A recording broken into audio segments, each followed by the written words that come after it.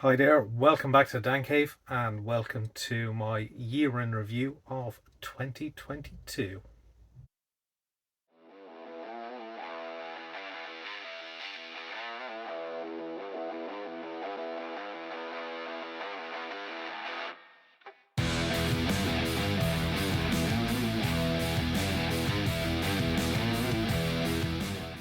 So, welcome to my year in review of 2022. So, if you saw last year's, you'll know this will be pretty much a look back at what I've done, what I've finished at least this year. To all of 2022's kits, which I think runs to a grand total of 21 kits, which is less than last year, but still, still 21 kits. That's a good it's a good return for a year. So, if you're new here, don't forget to subscribe. And for everyone watching, if you can drop a like as well, it will be greatly appreciated. And of course, thank you to all my current subscribers for sticking with the channel. And well, I suppose since last year, you've almost doubled the size of the channel. So, we've grown from 400 odd to 800 odd at the moment. So, yeah, thank you all for that. Thank you for subbing. So 2022, it's been another cracking modelling year. Big shout out and thanks to ISM, which is where I tend to kind of post most of my stuff or all my stuff on my own channel, my own Facebook page, but then also on ISM as well, as where I tend to congregate, lurk most of the time. Big thank you to all the crew on the Friday Night Live show. It's been an absolutely cracking year. We've had our ups and downs. There's been a number of people have left, new people have joined, and I've filled those vacancies with aplomb. So the Friday night show continues to go really, really well with a great bunch of people. So big thank you to all those guys. Big thank you to all the other people out there that have supported the channel throughout the year. Yeah, the list is long and distinguished. So big thank you to all those people that have supported me on Facebook, on Instagram, YouTube itself. Big thanks to everyone. It's a lot of thanks. But yeah, so I would definitely say a big thank you to everyone who has contributed as well. So everyone who's left a comment, everyone who's left a like on Facebook, on Instagram, dropped a comment, whatever it is, added a reaction, shared, commented, all those kind of things. A big thank you to everyone. You're the ones that make all this kind of worth it in the social media world. So thank you to everyone for that. So, yeah, just as I said already, 21 kits.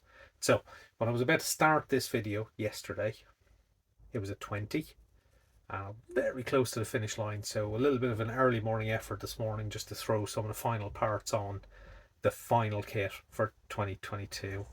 So that makes 21 kits in total, which you're going to sit here and have to sit and watch me ramble on about all of them. So, yeah, without further ado, let's get to the review of this year's kits. Into the content. So, this is the review of 2022's modelling completions. So started the year with this one. So this was the Hasegawa 24th scale Toyota 88C in the Taka Q scheme. So this is quite an old kit from Hasegawa. It's pretty much curbside.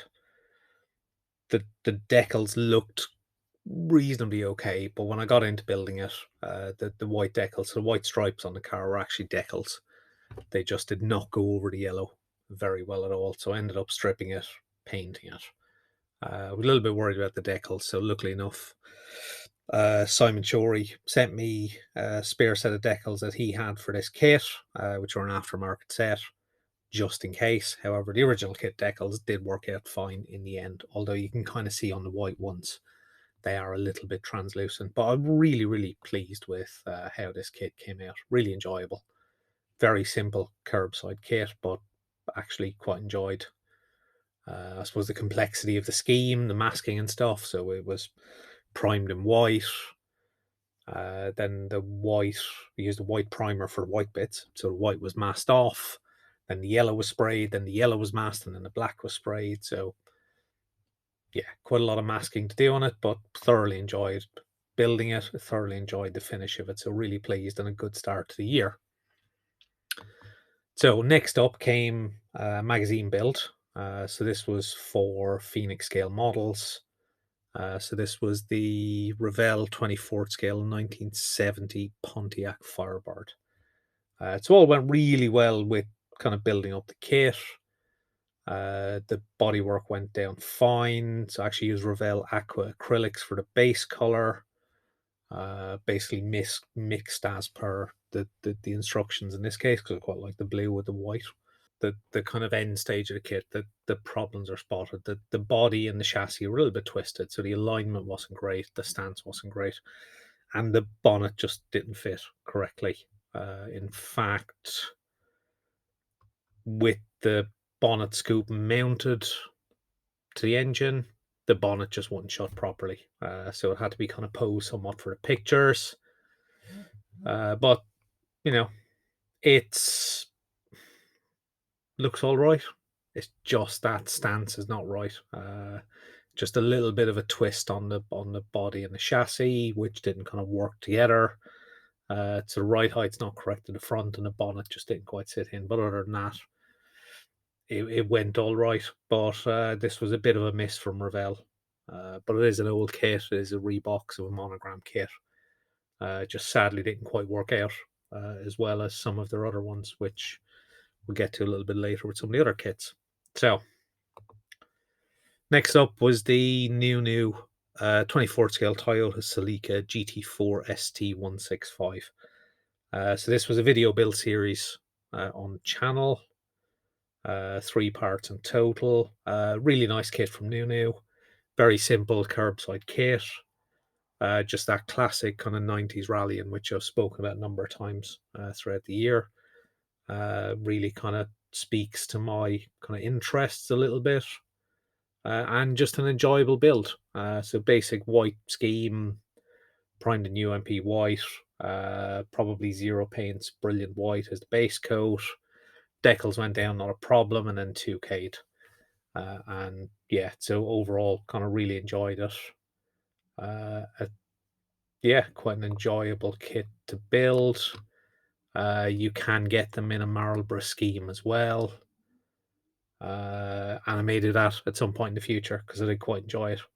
Probably the only thing I'd probably change, I think the wash on it is a little bit too dark. I should have gone for a lighter shade of grey. It's a little bit too stark in places, the contrast between the white and the wash that I used on it. But other than that, thoroughly enjoyable little build of a kit and relatively quick to complete. Again, a complaint that I've kind of made, against my own builds in the past. The aerial is just not in scale. The plastic aerial should have been snipped off and some wire used. Although if you have the detail upset, you probably get one in there anyway. So, but yeah, nice kit, went together well. Thoroughly enjoyed it, and a video build available on the channel.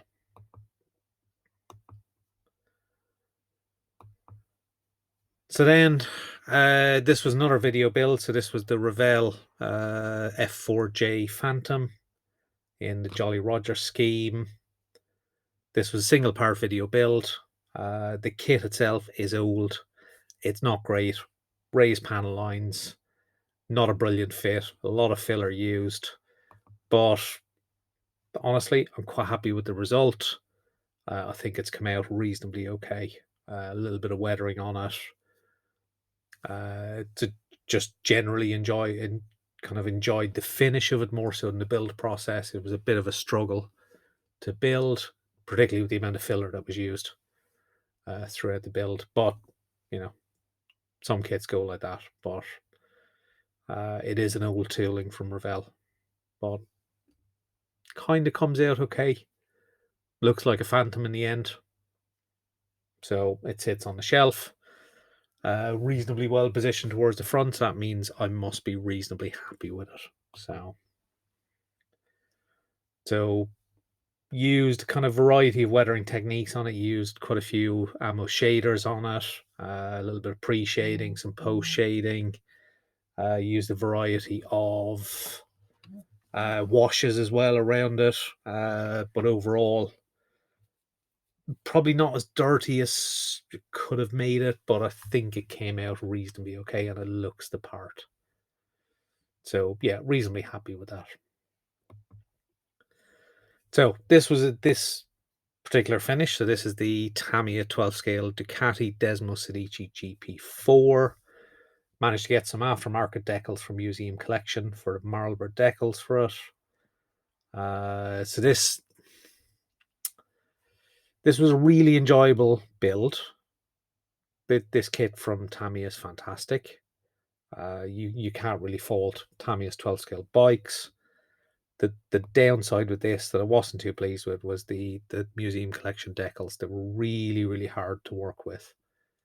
They took a lot of decal solutions, went to UMP extra strong, and I think ultimately that ended up in basically the red kind of bleeding through a little bit onto the white parts of the Marlboro logos. But other than those kind of issues with the decals, overall it went together well. They eventually sat, but the bleed through was just a little bit annoying because it takes away from the kind of classic white of the Marlboro. And you can see the difference in the white between some of the kit decals and the aftermarket ones. But it was an enjoyable build, and I am kind of pleased with the final result overall, anyway. So next up was a build for Mr. Gary Pashley. Gary passed away earlier this year, and as a tribute to Gary, the F-15 was his favorite aircraft. So a whole bunch of us built F-15s. In my case, I built the Great Wall Hobbies 72nd scale F-15E. Pretty much straight from the box. Quite like the shark mount scheme on this. It's a really good kit. The instructions are awful. This is another video build series on the channel. I think it's 2 parts. It's a good kit. Instructions let it down. Little, not a huge amount of filler needed, and just a good palette to work with. And a little bit of kind of panel line and weathering done to it, but not a huge amount. But a thoroughly enjoyable build from Great Wall Hobbies. And another 72nd scale kit on the shelf, proudly displayed. So this is the Audi R10 TDI from Revell, 24th scale. It's not a bad kit. It's got a reasonable amount of detail. The big letdown of the kit, it is clear. The plastic is clear coated by Revell for some reason. I think it's designed so that you can not paint it. But they've literally just clear coated seam lines, everything, sprue gates, the lot. So there's quite a lot of prep work to get the bodywork sorted. The other big downside is that rear engine cover doesn't really fit correctly. You could have glued it, well, I could have glued it down if I wanted. But then you'd kind of miss out on a little bit of engine detail that is back there. It's not completely correct. There's quite a few parts missing. There are detail sets available that kind of add in some of the missing bits. But if you wanted, to be able to show the engine, you need to leave the lid off, which means it doesn't quite sit correctly. You could have glued it down, or I could have glued it down, but you would have lost that engine detail. But nonetheless, an enjoyable kit. Reasonably happy with the finish, just not happy with the fit of that rear engine cover. So next up was the Tamiya 120th scale Williams FW13B. So this was the first time I've done an F1 car in absolutely years, and I absolutely thoroughly enjoyed it. The kit itself presented lots of, well, I suppose the kit itself was spot on. It was actually the decals presented a lot of problems. The original kit decals were trash. They completely disintegrated upon contact with water. So I ended up getting an aftermarket set from Indicals. Now those decals are not brilliant. They struggle with conforming around edges, conforming around surfaces. So did need a little bit of touch-up work throughout, but they generally worked okay. So really, really pleased with how this went together. Zero Paints Williams paint set was used. So they have a specific set with the white. Do they have the white? I can't remember if they have the white, but definitely have the blue and the yellow in their set.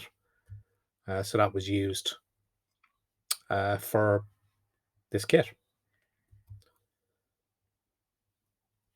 Usually you'd expect from Tamiya, usual quality. All the parts went together absolutely spot on. Rear wing is probably the only area that was a little bit tricky, and that's kind of typical for these 20th scale kits. Just getting them aligned properly can be a little bit of a challenge, but it all went together pretty okay, and I was really pleased with how this went together. Added some seat belts from, I think it's from a Tamiya seatbelt set for when they're 120th scale kits. I did use the included seatbelt harnesses. They're not brilliant. I would probably have preferred to replace them with ribbon, but I didn't have any red ribbon at the time. But overall, very pleasing kind of build and very pleasing result. Very enjoyable, and I have quite a few other 20th scale Formula One cars in the stash as well. So there will be future Formula One cars and hopefully some future video builds as well of some of these kits in the future. So next up, so this was a really kind of chucked in quick build in the middle of the year for the motorcycle group build over at ISM. So this is the Tamiya 12th scale Suzuki RG250. So it's a really old Tamiya kit. It was reboxed and reissued the last couple of years. So decided to go ahead and chuck it together. Thoroughly enjoyable little kit. Goes together really quickly, really well. Not a huge amount of detail in it, but then it's a very simple 250 two-stroke, but quite a nice build nonetheless. Very, very enjoyable to put it together. So it was white and blue from Tamiya's X range, I think. So their acrylic range are the main base colors. So the seat and the kind of the seat hump I did in a slightly different blue, because you sometimes see them in a slightly different color to the bodywork. So it's probably a little bit lighter than I wanted it to be, but it just gives a little bit of contrast and adds a little bit of kind of visual interest to the build. But an enjoyable little build done very, very quickly for a group build.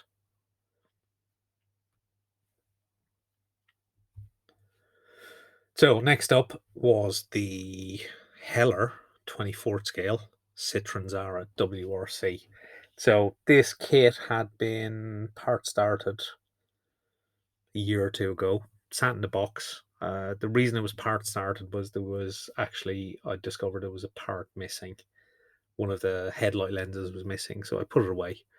Decided to scratch build that using some acetate sheet. It kind of looks okay on the kit, so I kind of get away with it. But generally, this kit, not very, very good. You know, some of the details that kind of stand out as not being great. The windscreen wipers are molded in. They're not particularly good, but it's a very simple kit. Very simplified details, very much curbside, and just pretty much thrown together. Again, a bit of a filler build at some point throughout the year.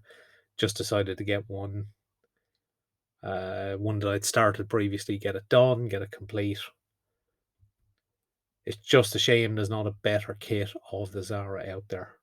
It would be nice to have one, because it is actually a lovely looking car, and I'm sure there's lots of schemes could be done for it, because it was run for a number of years by Citroen World Rally Team, then a Kronos team, and various independents also ran it as well.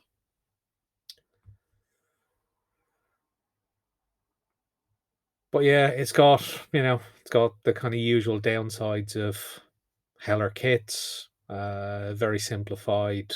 Body shape's generally okay, but lots of sink marks that need quite a bit of filling.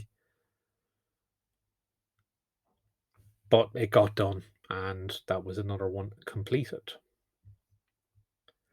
So So this was another video build earlier in the year. So this is the Suzuki GSX-RR 2021 scheme using the Tamiya 12 scale kit. Now, it's very, very similar to the 2020 scheme, mainly just the addition of some Monster sponsorship on the bike and a little bit of a change in the demarcation between the blue and the silver. So this is one of the newest kits from Tamiya of the Suzuki MotoGP bike. This is just such a thoroughly enjoyable build. It's pretty complex. There's a big part count, but it's very enjoyable. There's a lot of carbon work in it as well. For the 2021 scheme, there's a couple of little things I did wrong. It's not 100% accurate to that bike, but for me, it looks good enough. It was a really enjoyable build and a really enjoyable video build series as well. But really happy with the finish on this, and the zero paints on this kit were really spot on. The pigment size in those metallic paints is absolutely brilliant. Absolutely brilliant in this case from Zero Paints. So next up was another magazine build for Phoenix scale modeling again. So this is the Revell 25th scale 69 Camaro SS. So it was pretty much built from the box. I decided I want to go with Daytona Yellow, which is a kind of period original color for the Camaro, which I managed to obtain from a company on eBay that does touch-up paints. It's an absolutely beautiful color. It's quite a pale yellow, but the actual paint itself from, I think it was Extreme Auto that I found on eBay selling this, was absolutely brilliant to work with. Thinned it with Tamiya lacquer thinner with retarder, about 50-50, and it sprays absolutely beautifully. So the interior on this is a little bit of customization. So I've added some decals for the seats, give a little bit of pattern on them. But other than that, it's pretty much built from the box. But this kit goes together really, really well. A good kind of reboxing of an older monogram kit by Revell in this case. Thoroughly enjoyable. I'd certainly recommend it to anyone out there. So next up is another video build series. I seem to have actually done quite a few this year. So this is the Hasegawa 24th scale Subaru Legacy RS in the 555 scheme. So this was Colin McRae's car from Rally New Zealand. This was Subaru's first win. This was Colin McRae's first win. So the Hasegawa boxing that I used actually is a different livery. So these decals came from Museum Collection, and in this case, they actually worked really, really well. So really pleased with how this went together, and really pleased with the finish on this kit. Thoroughly enjoyable kit. Very simple curbside kit from Hasegawa. Not a huge part count, but it goes together pretty well. And it was an enjoyable build of this Subaru Legacy. Another video build, so single part of the Italieri 1/72 scale AH1W Super Cobra. So very simple kit from Italieri. Not a huge amount of detail in it. It's a very small helicopter anyway, but a very simple little build that went together really, really well. A little bit of filler needed, but not an excessive amount, and it is quite an old molding, so it's kind of expected with kits of this vintage. So camo itself is all free-handed, which was an enjoyable process. Having done, I suppose, a series of kind of cars, bikes, etc., it was nice to go back to do a helicopter with a little bit of freehand camo. And this was actually quite a thoroughly enjoyable little build. Went together well in the end, and the video kind of covers basically how that kind of all went together. Nice little kit nonetheless, despite its kind of flaws and kind of age-related flaws as well that you get with Italieri kits of that age.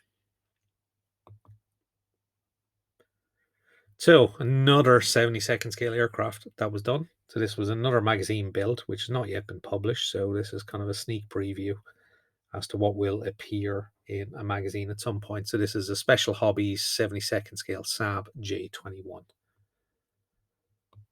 So I'm not going to say too much about this because the magazine article is not out yet. And I'll let you know on the channel and on Facebook page when it is released. But nice little kit from Special Hobby. Usual Special Hobby challenges of kind of short run injection kits, vague locating points. But you get a nice little amount of extras that come with the kit. You know, things like a little bit of photo etch, some resin parts, resin exhausts, you know, nice resin wheels, etc. So all those kind of things do give a little bit of a kind of added bonus to those kits and take away from some of the, I suppose, the drawbacks of their short run injection kits. But, you know, Special Hobby can be hit or miss. This one is kind of a reasonable hit. This was another 72nd scale kit that was done for the resin group build over at ISM. So this is my one big disappointment of the year. This just didn't work out well for me. It's an old resin kit. It's poor shape. It's poorly molded. And somewhere throughout the process, the paint stage just didn't go very, very well for me at all. The metallic paint just isn't good enough. It's not to a high enough standard. So I'm not really going to say any more about that. Let's move on. So, as a little bit of a mojo builder, I picked up one of the Revell odd scale Star Wars kits. So in this case, it's 121st scale. So it's Vader's TIE Fighter from the movie series Star Wars, in case you didn't know. So very simple kit. It's actually a snap together kit. I've glued it together. There is a video on the channel covering this build as well. But the main thing that I enjoyed on this was kind of all the weathering. So kind of painted in various kind of shades of kind of greys and blacks, and then weathered with some panel washes, a little bit of oil work as well in a few places, just add a little bit of detail. But overall, a very, very simple kit and a very simple build process completely. But nonetheless, quite an enjoyable little kit, and you know, looks like a TIE fighter from Star Wars, which was the intention. So the Revell 24th scale Jordan 197. So Revell did a whole series of 24th scale Formula One kits over the years. They're not brilliant. They're very much simplified curbside type kits. There is an engine in there, but you can't see any of the detail because the cover is not removable on the back anyway. But being a bit of a Jordan Formula One fan back in the day when they existed, this was one of those kits that I had to get and I had to build at some point. So as well as there is another Jordan EJ10 as well, and of course there is the Tamiya 191 as well. But this was the 197 and 24th scale. So this is probably going to be the next video build series on the channel. Video editing is in progress at the moment, so look out for that in the near future. But overall, this kit went together really, really well. Actually really enjoyed building it, and despite kind of warnings from a few people that have built these in the past, I didn't face any major problems that I wasn't able to get past with some filler mainly, and you know, a little bit of kind of caution and, you know, measure once, cut twice. No, measure twice, cut once. That's the kind of approach. And the decals, despite looking not in great condition in the box, actually went down really, really well. Overall, actually pretty pleased with the outcome of this kit. So, in at the back end of this year, for the Paul Bretland annual birthday body build group build, I decided to make the Revell 25th scale Chevelle SS his chosen kit for this year. So I decided to do mine very much in a completely all black scheme, apart from the yellow striping. So it's black paint, gloss coated, semi-gloss for the front and rear bumpers and the grille, semi-gloss for the wheels. The interior is also black and yellow to match the outside. So very, very kind of toned down color palette for this kit. Thoroughly enjoyable build. I think it will be released as a video build at some point. I have all the footage. It is planned to be released, but obviously it depends on how other video edits take up my time. But this was an enjoyable build. It's a good kit. It's a really good kit from Revell. I would thoroughly recommend it. It's probably one of their best American muscle car kits. Certainly the best one I've built to date, but thoroughly enjoyable. So as we're getting towards the back end of the year, at Telford, I decided to pick up some armour. Been thinking about it for a while. Felt a little bit inspired from watching SAS Rogue Hero, so decided to pick up the venerable Tamiya 35th scale SAS Jeep. So, thoroughly enjoyable little build. Comes with a couple of figures as well, lots of stowage included. And just enjoyed putting this together and kind of playing around with a few different techniques. Lots of chipping, lots of weathering, some mud, some pigments, all those kind of things. Yeah, just a thoroughly enjoyable little build from Tamiya. I'll be honest, for a tenner, this kit is an absolute bargain. There's so much can be done with it. There's so much scope for weathering, and just in such a tiny little £10 kit. Also decided to get a little bit of a vignette base for it, and this is the SAS Jeep on a desert scene vignette. And then the last but not least, so this is literally finished today before I recorded this video. So this is the Tamiya 24 scale R34 Skyline. So I started this earlier in the year, started doing a bit of prep work. Finally got pretty much most of it done just before Christmas. Went away on holiday for a week and came back yesterday with kind of a few assembly bits to do. Things like lights, headlights, those kind of things, and final assembly, get the glasswork put together. So this is the R34 done in Gravity Spain Bayside Blue, 2K'd with Gravity 2K as well. So, you know, as you'd expect from Tamiya, brilliant kit, goes together very, very well. You know, for basically a £20 kit, this is an absolute bargain as well, and thoroughly enjoyable. And that's basically it for all the kits that have been done in 2022. My review of 2022 is to pick my top 3 kits. I don't think they're in any particular order. These are just the 3 that have kind of stood out for various reasons throughout the year. So number one is actually the first kit I finished, which was the Toyota 88C from Hasegawa. Just for some reason, I really enjoyed getting this kit to the finish. Really pleased with the kind of look of it on the shelf, its stance, its shape, etc. It kind of makes me really look forward to next year's Le Mans group build over at ISM, which I'll talk about in a little bit. But yeah, so this was the first one of my top 3. So the second one of my top 3 is actually this armor kit, this SAS Jeep, which I finished quite recently. I think this is going to be a video build as well. I do have all the video footage, so it may get released at some point. That's the plan anyway. It's not necessarily in the top 3 because the execution is the best. I think it's okay. I think I've overdone some of the effects. The chipping's probably been overdone.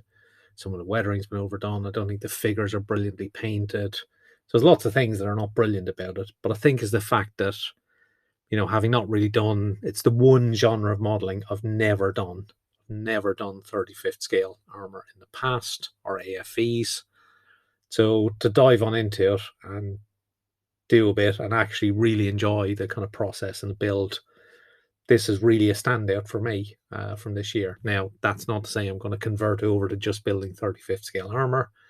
I do have a couple of other pieces, but it is just another kind of string to my bow, so to speak, another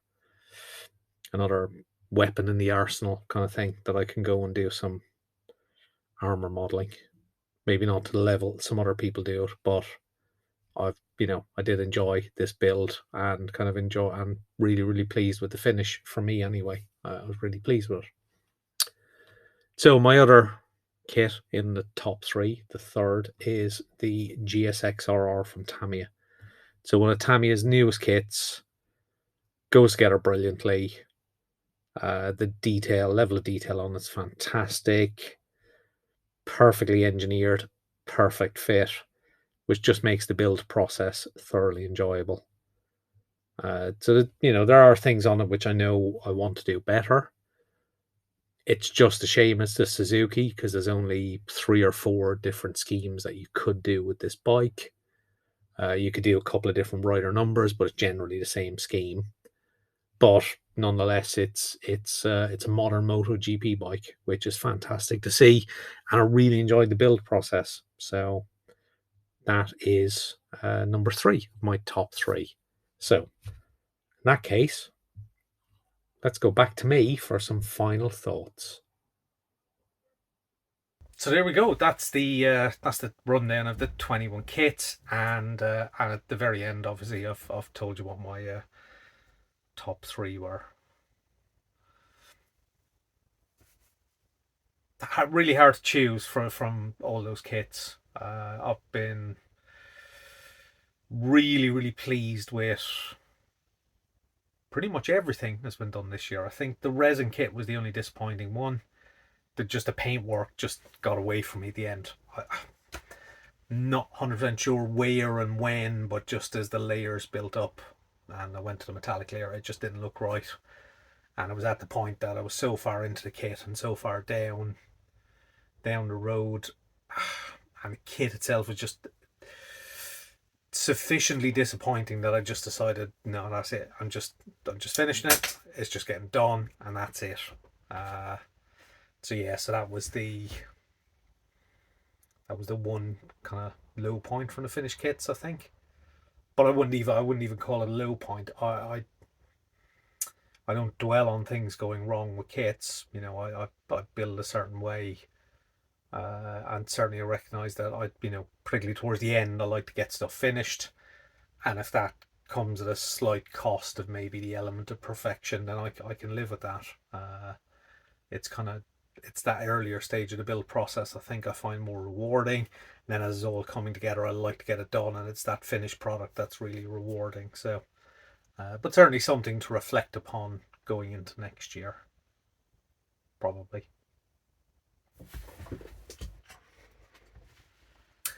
So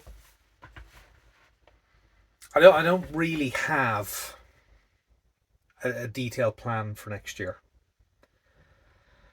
I think things I mentioned in my last bench review, that big 1/8 scale kit is probably one major thing I have to get done in the early part of the year, because that's for a magazine. Beyond that, there's the group builds over at ISM. One of the bigger group builds that's coming up is the Le Mans group build, because it's the 100 years anniversary of Le Mans next year, 2023. So that for me is quite interesting, because I've got quite a few Le Mans kits in the stash. So I think I'm going to do a couple of kits for that. So that probably places a number of kits in the front end of the year that you could say are a little bit planned. Beyond that, I'm not thinking too deeply about it. As I kind of said in like my last few bench updates, I kind of want to treat my stash a bit like a hobby shop. Kind of go in there when I finished other stuff, have a look at the shelf, and kind of go, what do I want to build? Grab it out and start building it, rather than necessarily planning a huge amount in advance. So aside from kind of orienting stuff around what's on the list of group builds, there's not a huge amount definitively planned. There is the LFA as well, which is for Gary Pashley for the the 1 year anniversary of Gary's sad passing. So we're going to build an LFA as a kind of group build for him. So I've got that. So that will definitely be done as well. So that'll be done in February. So yeah, so with the exception of kind of group builds, kind of steering a few ideas, there's not a huge definitive list. But kind of reflecting on 2022, I kind of wanted to build more rally cars. I didn't quite get as many as I probably thought I could have done. That theme will probably continue because I really like my rally cars and I've got loads of them, so I need to progress on that a little bit. There's some obvious ones in my mind that will kind of leap off the shelf if I get a bit of breathing room. Things like the 911 SC, the Rothmans Porsche, that'll definitely crop up hopefully in the early part of the year because I really want to build that. And there's a few others that are probably relatively imminent, but again, I'm not setting out a list of things for 2023. So back to 2022. So as we said, 21 kits completed. I've picked my top 3. I think that makes this pretty much done as a year in review of 2022. So once again, a big thank you to everyone who subscribed, liked, commented, reacted, raised an eyebrow, whatever. If you've sat here and watched me for a few minutes, well, thank you.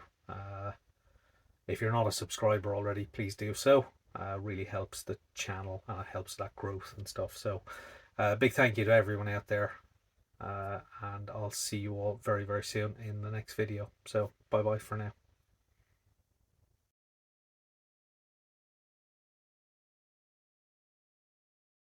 Give a wave to the camera. Wife. That's the wife. She's great. Without her, none of this would be possible. Thanks, wife. Are you proper filming? I am recording, look. This is going to end up in my year in review 2022. Great.